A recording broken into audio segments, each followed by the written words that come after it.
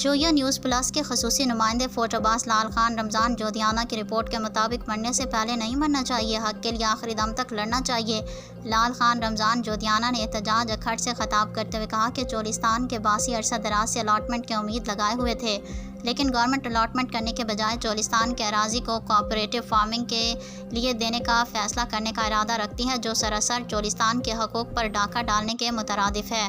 جس کی وجہ سے چولستان میں موجود ٹوبہ جات اور چراگاہوں کا خاتمہ کیا جا رہا ہے اور چولستان کو ان کے آبائی علاقے سے دربدر کیا جا رہا ہے۔ بطور چولستانی ہم گورنمنٹ کے اس اقدام کی بھرپور مخالفت کرتے ہیں اور گورنمنٹ سے مطالبہ کرتے ہیں کہ چولستانیوں کے حقوق سلب نہ کیے جائیں اور انہیں ان کے جائز حقوق دیے جائیں۔ بصورت دیگر چولستان اپنے حقوق کے لیے بھرپور احتجاج کرنے کا حق رکھتے ہیں، لہٰذا ہمارے مطالبات کو تسلیم کرتے ہوئے چولستان کے اراضی کو منصفانہ طور پر چولستان کے باسیوں کو الاٹمنٹ کیا جائے۔